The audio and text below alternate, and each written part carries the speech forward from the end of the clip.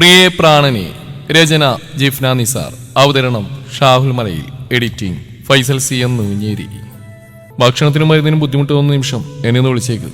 വലിയൊരു തെളിച്ചമൊന്നുമില്ലെങ്കിൽ കൂടിയും ആ വീട്ടിൽ നിന്നിറങ്ങിപ്പോ ഒരു നേരം അനൂപിന്റെ അമ്മയുടെ കയ്യിലേക്ക് വെച്ചെടുത്ത നോട്ടുകൾക്കൊപ്പം ആദർശ് അവന്റെ കാർഡ് കൂടി കൊടുത്തുകൊണ്ട് പറഞ്ഞു. അകത്തുനിന്ന് അപ്പോഴും അനൂപിന്റെ കരച്ചിൽ കേൾക്കാം. എന്നിട്ടും അകത്ത് കിടക്കുന്നവനോട് അല്പം പോലും അലിവോ ദയോ ആദർശിന് തോന്നിയില്ല. അവനോടുള്ള മനോഭാവത്തിൽ മാറ്റം വന്നതുമില്ല. കടുത്ത മുഖത്തോടെ തന്നെ അവൻ കാറിന്റെ നേരെ ചെല്ലുന്ന കണ്ടതും അവനേക്കാൾ മുന്നേ അങ്ങോട്ട് കയറിയ പത്മ മുഖം അമർത്തി തുടച്ചുകൊണ്ട് താൻ അതുവരെയും കരഞ്ഞതിന്റെ അവശേഷിക്കുന്ന അടയാളം കൂടി മായ്ച്ചു കളയാൻ വെറുതെ ഒരു ശ്രമം നടത്തി. പക്ഷേ കറങ്ങിച്ചു വന്ന കണ്ണുകളും വിറക്കുന്ന ചുണ്ടുകളും അവളെ ഒറ്റിക്കൊടുക്കുമെന്ന് ഉറപ്പുണ്ട്. അയവൊട്ടുമില്ലാതെ ആദർശ് വന്ന് ഡോർ തുറന്ന് കയറി. ഒരക്ഷരം മിണ്ടാതെ അവൻ സീറ്റ് ബെൽറ്റിട്ടുകൊണ്ട് കാർ സ്റ്റാർട്ട് ചെയ്യുകയും ചെയ്തിട്ടും പത്മ അവനെ നോക്കാതെ മനഃപൂർവ്വം തിരിഞ്ഞിരുന്നു. കരഞ്ഞു വിളിക്കുന്നത് നിന്നെ കൊല്ലാതെ കൊന്നതിന് വേണ്ടിയാണെന്ന് കൂടി ഓർത്തു നോക്ക്. ഒന്നുകൂടി ഉഷാറായി കരയുന്നിട്ട്. കടുപ്പത്തിലുള്ള ആ വാക്കുകൾ അത് പറയുമ്പോഴും അവൻ അവളെ നോക്കുന്നില്ല. മുന്നോട്ട് തന്നെയാണ് കണ്ണുകൾ. അനൂപിന്റെ പേരിൽ താൻ ഇനി ഒരു അല്പം പോലും വേദനിക്കുന്ന സഹിക്കുന്നില്ല എന്ന് പോലെയുള്ള അവന്റെ രൂക്ഷമായ നോട്ടം ആ വീട്ടിൽ വെച്ച് തന്നെ പത്മ മനസ്സിലാക്കി കഴിഞ്ഞിരുന്നു. പക്ഷേ കൺമുമ്പിൽ നരയിച്ച് കിടക്കുന്ന ഒരു രൂപം ഒരിക്കലും താൻ അയാളെ ശപിച്ചിട്ടില്ല. വിധിയുടെ വിളയാട്ടം പോലെ തന്നിലേക്ക് വന്നു ചേർന്നവന്റെ ശരിക്കുമുള്ള ഉദ്ദേശശുദ്ധി അറിയും വരെയും അവനെ സ്നേഹിക്കാൻ താൻ ശ്രമിച്ചിരുന്നു. അത് സത്യമാണ്. ഇനിയും കരഞ്ഞു വിളിക്കാൻ വേണ്ടിയല്ല, ഇനി ഒരിക്കലും അവന് വേണ്ടി കരയാതിരിക്കാൻ കൂടിയാ പത്മ നിന്നെ ഞാൻ അവനെ കൊണ്ടുവന്ന് കാണിച്ച്. എന്നിട്ട് നീ ചെയ്യുന്നോ?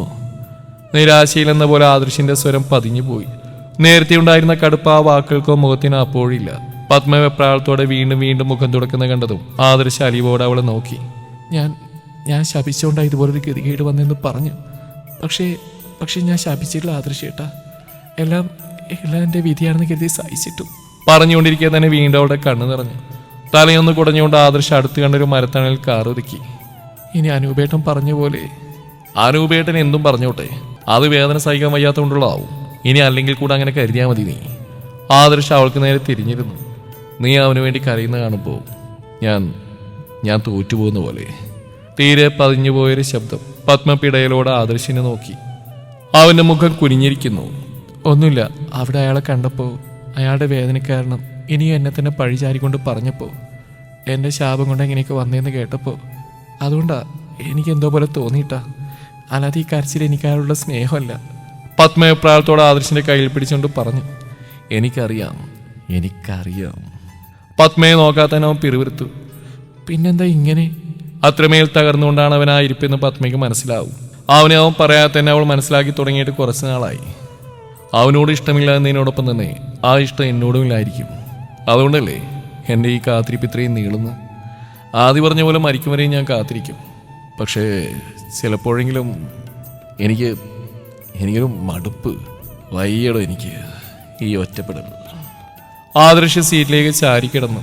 ഒഴുകിയിറങ്ങാൻ അനുവദിക്കാതെ അവൻ തടഞ്ഞു വെച്ച കണ്ണുനീർ തുള്ളികളുടെ തിളക്കം അവൾ ആ മിഴികൾക്കുള്ളിൽ കണ്ടെത്തി കഴിഞ്ഞു. മടുപ്പെന്നാൽ ഒരു തരത്തിൽ മരവിപ്പ് തന്നെയാണല്ലോ. ആരൊക്കെ കൂടെയുണ്ടെന്ന് പറഞ്ഞാലും കൂടെ പിറപ്പായും കൂട്ടുകാരനായും ആദിയും ഷമീറും സഞ്ജുവും ഒക്കെ അവൻ്റെ ഇടവും വലവും ചേർന്ന് നിന്നാലും പ്രിയപ്പെട്ട ഒരാളുടെ അഭാവം അവനിൽ മടുപ്പ് നിറയ്ക്കുന്നുണ്ട്. അതാണ് അവൻ പറഞ്ഞതും. പത്മയ്ക്കത് മനസ്സിലായി. മടുത്തുപോയെന്ന് അവൻ തന്നോട് തുറന്നു പറഞ്ഞ് തന്നിൽ ചെറിയൊരു പ്രതീക്ഷയുള്ളതുകൊണ്ടായിരിക്കും അവൻ്റെ ആ മരവിപ്പ് തനിക്ക് മാത്രം ഇല്ലാതാക്കാൻ കഴിയുമെന്ന് ഓർമ്മിപ്പിച്ചെന്നതാവും. അതുമല്ലെങ്കിൽ നോവുമ്പോഴേക്ക് അവൻ ഓർത്ത് സമാധാനപ്പെടാൻ തൻ്റെ സാമീപ്യം വേണമെന്നുള്ള ആവശ്യപ്പെടലായിരിക്കും.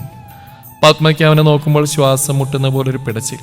പുറമേ കാണിച്ചില്ലെങ്കിലും അവൻ്റെയും അവസ്ഥ ഇപ്പോൾ അത് തന്നെയാവുമെന്ന് അവൾക്ക് ഉറപ്പുണ്ട്. ഒരു നിമിഷം കൂടി ആ കിടപ്പ് നോക്കിയിരുന്ന ശേഷം അവൾ പതിയെ അവൻ്റെ അരികിലേക്ക് ചേർന്നിരുന്നു. അവനൊട്ടും പ്രതീക്ഷിക്കാതെ പത്മ അവൻ്റെ തോളിൽ മുഖം ചേർത്തുകൊണ്ട് അവനെ ചുറ്റിപ്പിടിച്ചു. ഞെട്ടിപ്പിടഞ്ഞുകൊണ്ട് തന്നെ തുറിച്ചു നോക്കുന്നവനെ കാണാൻ വയ്യെന്ന പോലെ പത്മ കണ്ണു തുറന്നില്ല. ഇത്തിരി നേരത്തെ പതർച്ചയ്ക്ക് ശേഷം ഹൃദയം നിറച്ചൊരു ചിരിയോടെ പത്മയെ ഒട്ടും ബുദ്ധിമുട്ടിക്കാൻ ശ്രമിക്കാതെ തന്നെ ആദർശ അവളെയും തന്നിലേക്ക് ചേർത്തു പിടിച്ചു. രണ്ടുപേരും നന്നായി വിറക്കുന്നുണ്ടായിരുന്നു ആ നിമിഷവും. അവൻ പറയുന്ന കാര്യം കണ്ട അത്രയും ബോധം അവനുള്ളൂ. അപ്പൊ അത് വിട്. പെങ്ങൾക്ക് ചടങ്ങ് പോലെ 7-ാം മാസം വീട്ടിൽ പോകണം. അത് പറ. ആളിയനെ കൊന്നിട്ടാണെങ്കിൽ ഈ ആങ്ങളെ നടത്തിത്തരും. അതുകൊണ്ട് പറ, പോണോ? ആദ്യം എന്തോ പറയാൻ വന്ന് തടഞ്ഞുകൊണ്ടായിരുന്നു സഞ്ജു ഉറക്കിയത് പറഞ്ഞത്. പ്രിയധൈര്യമായി അവനെ ഒന്ന് നോക്കി. 7-ാം മാസത്തിൽ നടക്കുന്ന ഒരു ചടങ്ങ്. അതിനുശേഷം പ്രിയനി വീട്ടിൽ നിന്നോട്ടെ. ഇവിടെ പെണ്ണുങ്ങളാരും ഇല്ലാത്തല്ലേ. അതാവും നല്ലതെന്ന് സുജിയൊന്ന് പറഞ്ഞു നോക്കി. അതിന് അതെന്താ അവളോടെന്നാ എന്നും ചോദിച്ചുകൊണ്ടിരുത്തുന്ന ആകവല്ലി കളിക്കുകയാണ്. അവരെല്ലാം അവിടെ ഉണ്ട്. ഒരൊത്തുകൂടൽ. പ്രധാന വിഷയം പ്രിയയുടെ പോക്കും ചടങ്ങും തന്നെ. ആദി കൊന്നാലും തന്നെ പോകാൻ സമ്മതിച്ചില്ലെന്ന് പ്രിയക്ക് ഉറപ്പുണ്ട്. അതുകൊണ്ട് തന്നെ അവൾക്ക് അങ്ങനെ ഒരു ചടങ്ങിന് തന്നെ താല്പര്യമില്ല. പക്ഷേ സുജയ്ക്കും ബാക്കി ഒട്ടുമിക്ക പേർക്കും അത് നടത്തണമെന്ന് തന്നെയാണ്. കല്യാണത്തിന് ശേഷം 2 ദിവസം അടുപ്പിച്ച് വീട്ടിൽ നിൽക്കാൻ മകളെ കിട്ടാത്ത പരിഭവം അല്പം സുജയ്ക്കുമുണ്ട്. ചടങ്ങ് നടത്തിക്കോ, അതിന് എനിക്ക് എതിർപ്പൊന്നുമില്ല. സന്തോഷത്തോടെ ഞാൻ കൂടെ നിൽക്കും. പക്ഷേ കൃഷ്ണ ഇവിടുന്ന് എങ്ങോട്ടും വരില്ല. ഇത്രയും നാൾ ഇവിടെ നിന്ന് ഞാനും മുത്തച്ഛനും കൂടെയല്ലേ നോക്കിയത്. എന്നിട്ട് വല്ലതും പറ്റിയോ? ഇനിയും അങ്ങനെ തന്നെ മതി എന്നൊക്കെ പറഞ്ഞ് ഇടച്ചിലാണ് ആദി. അതിനിടയ്ക്കാണ് സഞ്ജു വെല്ലുവിളി പോലെ അത് പറയുന്നു. ആദി അവനെ തുറച്ചു നോക്കി. അവളെ എന്റെ ഭാര്യ, തൽക്കാലം നീ മിണ്ടരുത്. ആദി സഞ്ജുവിന് നേരെ തിരിഞ്ഞു. അവളെന്റെ പെങ്ങളാ, തൽക്കാലം എന്നാ നീയും മിണ്ടണ്ട. സഞ്ജു മുണ്ടു മടക്കി കുത്തിക്കൊണ്ട് പോരിനിറങ്ങി. തെണ്ടിത്തരം കാണിക്കാനുള്ള തെണ്ടി, ഈ ഗർഭം എന്റെയാ, അപ്പൊ തീരുമാനം എന്റെ മതി. പഠിക്കാൻ വിട്ട നിന്റെ പെണ്ണിനെ വിളിച്ചുകൊണ്ട് വന്നിട്ട് സ്വന്തമായി ഗർഭമുണ്ടാക്കിയിട്ട് ഇനി നീ അഭിപ്രായം പറഞ്ഞാൽ മതി. ആദി ശബ്ദം കുറച്ച് പറഞ്ഞു. പക്ഷെ പെങ്ങളെന്റെ ആണല്ലോ, ആളുള്ളതുകൊണ്ടല്ലേ നിനക്കിപ്പോ ഞെളിഞ്ഞെന്ന് പറയാൻ ഗർഭമുണ്ടായത്. സഞ്ജു മറുപടി പക്ഷെ ഉറക്കെ തന്നെയാണ് പറഞ്ഞത്. ആദ്യം അവനെ നോക്കി പല്ലടിക്കുമ്പോൾ പ്രിയ ചമ്മലൊളിപ്പിക്കാൻ മുഖം കുനിച്ചു. ഈ രണ്ടെണ്ണം എപ്പോൾ സംസാരിച്ചെന്നാലും അതിന്റെ ക്ഷീണം അവൾക്കാണ്. നിനക്കിത് എന്തിന്റെ കേടാ സഞ്ജു? അവൾ പോണ്ടെന്നാ പറയുന്നത്. എന്നാ അവള് പറഞ്ഞില്ലല്ലോ. എന്നോട് പറഞ്ഞു. നിന്നോട് പറഞ്ഞുണ്ടായില്ല. ബുദ്ധിയും ഇവരുള്ളവർ ഇവിടെ ഉണ്ട്. അപ്പൊ ഇവരോട് പറയട്ടെ. സഞ്ജു ആദ്യം നോക്കി പുച്ഛത്തോടെ ചുണ്ടുകൊട്ടി. പറവങ്ങളെ. സഞ്ജു വീണ്ടും പ്രിയയെ നോക്കി. വലിയ വയറും താങ്ങി പിടിച്ചുകൊണ്ട് അവൾ ആദ്യയും സഞ്ജുവിനെയും മാറി മാറി നോക്കി. എനിക്ക് പോണ്ടാന്ന് പറ കൃഷ്ണ. അവൾ പറഞ്ഞു തുടങ്ങും മുമ്പ് ആദ്യം നിന്നെടുത്തുകൊണ്ട് പറഞ്ഞു. നീ മിണ്ടരുത്, അവള് പറയും. സഞ്ജു ആദിക്ക് മുന്നിലേക്ക് കയറി നിന്നു. ഇനി ഇതിന്റെ പേരിൽ നിങ്ങൾ വഴക്ക് കൂടല്ലേ മക്കളെ. അവളെ ഞങ്ങൾ കൊണ്ടുപോകുന്നില്ല, ചടങ്ങ് മാത്രം മതി. ഒടുവിൽ സുജ തന്നെ തോറ്റുകൊടുത്തു. ആദ്യ സഞ്ജുവിനെയും സഞ്ജു ആദിയെയും നോക്കി. അവർക്ക് മാത്രം തിരിച്ചറിയാൻ കഴിയുന്ന ഒരാ ചിരിയുണ്ട് ചുണ്ടുകളിൽ. ആദർശം ഷമീറും തലയാട്ടി ചിരിച്ചു. അതാണ് സുജമയെ നല്ല ചടങ്ങൊന്നല്ല നമ്മൾ നോക്കേണ്ടത്. പെങ്ങൾക്ക് ഇപ്പൊ ഏറ്റവും കൂടുതൽ വേണ്ടത് ഈ കെട്ടിയവന്റെ കെയറിങ്ങും സാമീപ്യം തന്നെയാ. എന്തിനാ രണ്ടിടത്ത് കൊണ്ടിട്ട് വെറുതെ നിങ്ങളെ നീറ്റുന്നത്? ആ ഒരു സന്തോഷത്തോടെ ഇരിക്കില്ല നമുക്ക് വേണ്ടത്. എന്റെ പെങ്ങളെ ഏറ്റവും കൂടുതൽ ഹാപ്പി ഇട്ടിരിക്കുന്നത് ഇവന്റെ കൂടെയല്ലേ. അതുകൊണ്ടല്ലേ ഈ ആവിഞ്ഞാളിയെ ഞാൻ തല്ലിക്കൊല്ലാൻ നടക്കുന്നത്. അപ്പൊ അവര് സ്നേഹിക്കട്ടെ, സന്തോഷമായിട്ടിരിക്കട്ടെ. അപ്പോഴല്ലേ മാമന്റെ കുഞ്ഞിനും ഹാപ്പി ആവൂ. അതിനുള്ള സാഹചര്യം ഉണ്ടാക്കി കൊടുക്കല്ലേ നമ്മൾ ചെയ്യേണ്ടതും. കുറച്ചു ദിവസം പ്രിയ വീട്ടിൽ കൊണ്ടുപോയി നിർത്താൻ കഴിയാത്ത സുജയുടെ കുഞ്ഞൊരു സങ്കടം കൂടി മാറ്റിക്കളഞ്ഞുകൊണ്ടായിരുന്നു സഞ്ജു അത് പറഞ്ഞത്. ഒടുവിൽ അതങ്ങനെ തന്നെ വരുമെന്ന് ഉറപ്പുള്ള പോലെ അവിടെ അതിന് അഭിപ്രായം പറയാതിരുന്ന എല്ലാവരും അവനാ പറഞ്ഞു കേട്ടത് മുതൽ ചിരിക്കുന്നുണ്ടായിരുന്നു. ഒടുവിൽ പ്രിയ പോകുന്നില്ലെന്ന് തന്നെ ഉറച്ചു. പക്ഷേ ചടങ്ങ് നടത്താമെന്ന് അവർ ഒരുമിച്ച് തീരുമാനിക്കുകയും ചെയ്തു. അതിന്റെ പ്രൗഢി ഒട്ടും കുറച്ചതുമില്ല. നന്ദുവിനും അപ്പുവിനും കൂടി ലീവ് കിട്ടുന്നൊരു ദിവസം അവരത് ഉറപ്പിച്ചു. പട്ട് സാരിയും ഉടുത്ത് നിറയെ കുപ്പിവളകൾ അണിഞ്ഞും കൂടുതൽ സുന്ദരിയായ പ്രിയയെ നോക്കുമ്പോൾ ആദിയുടെ ഉള്ളു മുഴുവൻ പ്രണയം കൊണ്ട് വിങ്ങി. മാഡത്തിന് വിസിറ്റുണ്ട്. പ്യൂൺ വന്നിട്ട് പറഞ്ഞു പോകുമ്പോൾ നീതുവിന്റെ മുഖം ചുളിഞ്ഞു. ആരെ ഇപ്പൊ തന്നെ കാണാൻ വരാൻ എന്നോർത്തുകൊണ്ട് തന്നെയാണ് മുന്നിലുള്ള ലാപ്പ് ഓഫ് ചെയ്തുകൊണ്ട് അവൾ പുറത്തേക്ക് ചെന്നു. വിസിറ്റേഴ്സിനുള്ള മുറിയിൽ രാജീവ് തലകുനിച്ചുകൊണ്ടിരിക്കുന്നത് കണ്ടിട്ട് തന്നെയാണ് നീതു അങ്ങോട്ട് ചെന്നത്. പിന്തിരിഞ്ഞു പോവാൻ തന്നെയാണ് ഉള്ളു പറയുന്നത്. പക്ഷെ എന്തുകൊണ്ടോ അതിന് കഴിയുന്നില്ല. അത് അവനോടുള്ള സ്നേഹം കൊണ്ടൊന്നുമല്ല, അത് അവൾക്കും അറിയാം. ഇടക്ക് മുഖമുയർത്തി അക്ഷമയോടെ നോക്കുന്ന രാജീവ് നീതുവിനെ കണ്ടു. വിളറിയ ഒരു ചിരിയോടെ അവൻ എഴുന്നേറ്റു. അതോടെ നീതു അങ്ങോട്ട് ഇറങ്ങിച്ചെന്നു. ഇരിക്കു രാജീവ്.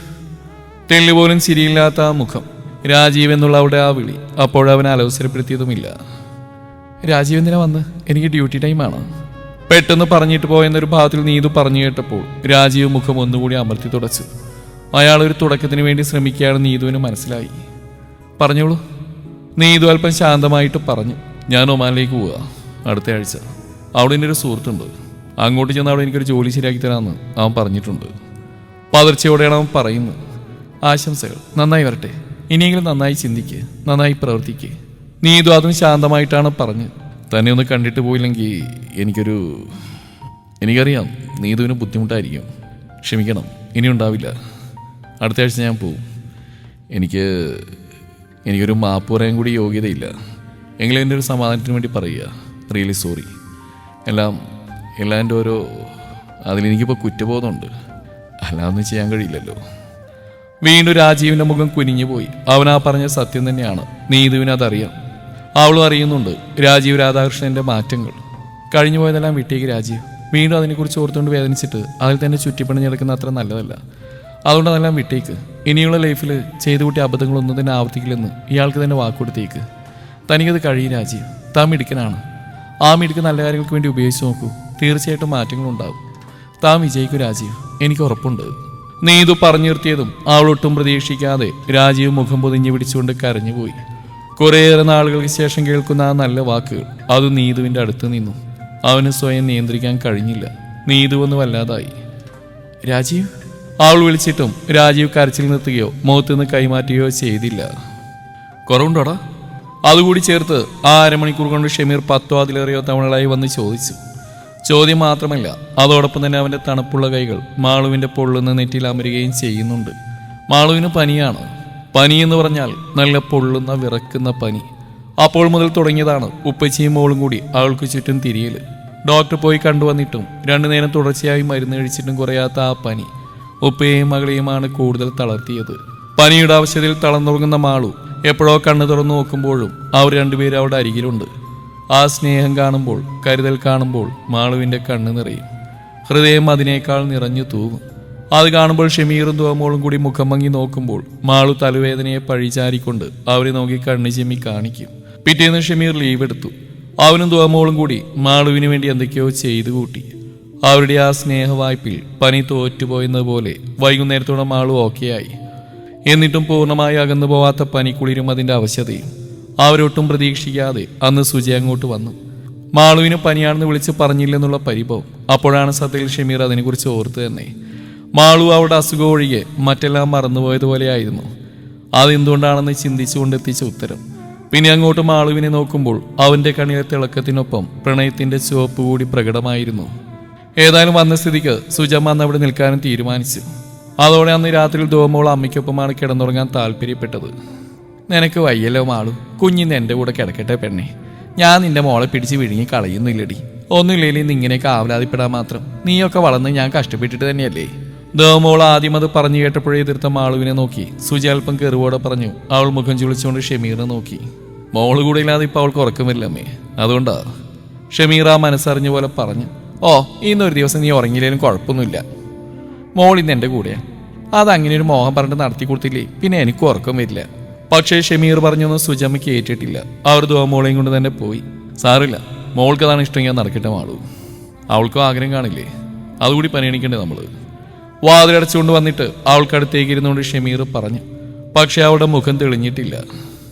വേണമെങ്കിൽ ഇന്നൊരു ദിവസം നീ എന്നെ കെട്ടിപ്പിടിച്ചിരുന്നോടി. മാളു ഒറ്റയ്ക്കിട്ട് പോകുമ്പോൾ കെട്ടിപ്പിടിച്ചിറക്കാനേ നിനക്കൊരാളെ ഇനി ഞാൻ തരാലോ. കുസൃതിയോടെ തന്നെ നോക്കിയിരുന്ന് പറയുന്നവൻ മാളു ഞെട്ടലോടെ അവനെ നോക്കി.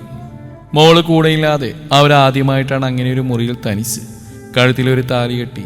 കൂടെയുണ്ട്, കൂട്ടിനുണ്ട്. പറയാത്തന്നെ അറിയാൻ കഴിയും. മോൾക്കൊപ്പം തന്നെ ആ മനസ്സിൽ തനിക്കൊരു സ്ഥാനമുണ്ടെന്നും പറഞ്ഞു പ്രകടിപ്പിച്ചും തനിക്ക് മുന്നിൽ തെളിയിച്ചുകൊണ്ടേയിരിക്കുന്നു. കുറുമ്പും കുസൃതിയും എല്ലാം ആവോളമുണ്ട്.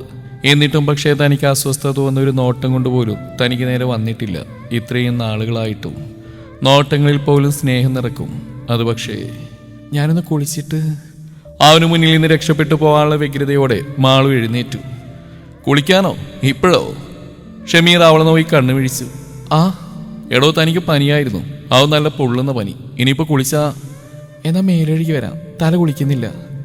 അവൾക്കപ്പോൾ അവന് മുന്നിൽ നിന്ന് എങ്ങോട്ടെങ്കിലും ഒന്ന് മാറി നിൽക്കണമായിരുന്നു. ഈ നേരത്ത് തണുത്ത വെള്ളമൊഴിച്ചാ പോയ പനി തിരികെ വരും മാളു. അത് മനസ്സിലാക്കിയ ഷമീർ എഴുന്നേറ്റ് വന്നുകൊണ്ട് അവിടെ അരികിൽ ചെന്നിട്ട് മൃദുവായി പറഞ്ഞു. അവനെ നോക്കാതെ മാളു തിരിഞ്ഞു നിന്നു. എന്റെ മുന്നിൽ നിന്ന് രക്ഷപ്പെട്ടു പോകാനല്ലേ? അതേ നിൽപ്പിൽ തന്നെ അവളെ ഒന്ന് പുണർന്നുകൊണ്ട് അവൻ പതിയെ പറഞ്ഞു. ഞാൻ നിന്റെ അനുവാദമില്ല എന്തെങ്കിലും ചെയ്യാൻ തോന്നുന്നുണ്ടോ നിനക്ക്? നീ എനിക്ക് എൻ്റെ സ്വന്തമാണെന്ന് അറിഞ്ഞിട്ട് ഞാൻ. മാളു തിരിഞ്ഞു നോക്കുന്ന കണ്ടതും ഷമീർ പറഞ്ഞു വന്ന് പൂർത്തിയാക്കിയില്ല. മേലഴുകി വരാം, രാവിലെ കുളിച്ചാൽ ഞാൻ.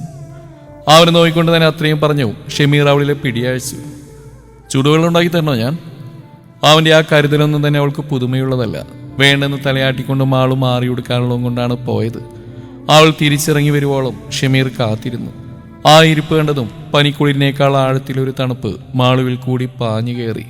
എങ്കിലും അവൾ കിടക്കയിലേക്ക് ചെന്ന് കിടന്നു. ലൈറ്റ് ഓഫ് ചെയ്തുകൊണ്ട് ഷമീർ അവളുടെ അരികിൽ കിടന്നു. ഇരുട്ടാണ്, പക്ഷേ രണ്ടുപേർക്കും പരസ്പരം കാണാൻ കഴിയുന്ന പോലെയാണ്. ശ്വാസം പിടിച്ച് കിടക്കുന്ന ഷമീറിൻ്റെ അരികിലേക്ക് അവൻ്റെ നെഞ്ചിലേക്ക് ചേർന്ന് കിടക്കുമ്പോൾ മറക്കാൻ ശ്രമിക്കുന്നൊന്നും തൻ്റെ മനസ്സിലേക്ക് വന്നിട്ട് അവനെ കൂടി സങ്കടപ്പെടുത്തി കളയരുതെന്ന് മാളു ആത്മാർത്ഥമായി പ്രാർത്ഥിക്കുന്നുണ്ടായിരുന്നു. അവനെ അറിഞ്ഞിട്ടും അവൻ്റെ ആഗ്രഹങ്ങൾ അറിഞ്ഞിട്ടും ഇപ്പോഴും അതിന് നേരെ തിരിഞ്ഞടക്കാനുള്ള കാരണം. പക്ഷേ ഷമീറിന് അന്നൊരു മായാചാരം അറിയാമായിരുന്നു. അവൾ ഓർക്കാൻ ഇഷ്ടപ്പെടാത്തൊന്നും അന്ന് അവളിലേക്ക് വന്നില്ല. പക്ഷേ ഇനിയെന്നും എപ്പോഴും ഓർത്ത് തരളിതയാവാൻ പാകത്തിന് അവൾക്ക് എന്തൊക്കെയോ അവൻ നൽകിയിട്ടുണ്ട്. അന്നത്തെ ആ രാത്രിയിൽ. ദൂരേക്കൊന്നും പോവേണ്ട കേട്ടോ. വൈകുന്നേരം നടക്കാനിറങ്ങിയ പ്രിയയും അവൾക്കൊപ്പം തന്നെ ആ കൂടെ ഇറങ്ങിയ ആദിയെയും നോക്കി മാധവൻ മാഷ് വാത്സല്യത്തോടെ തന്നെ പറഞ്ഞു. തുടരും ഈ കഥയുടെ ബാക്കി ഭാഗം നാളെ ഇതേ സമയം.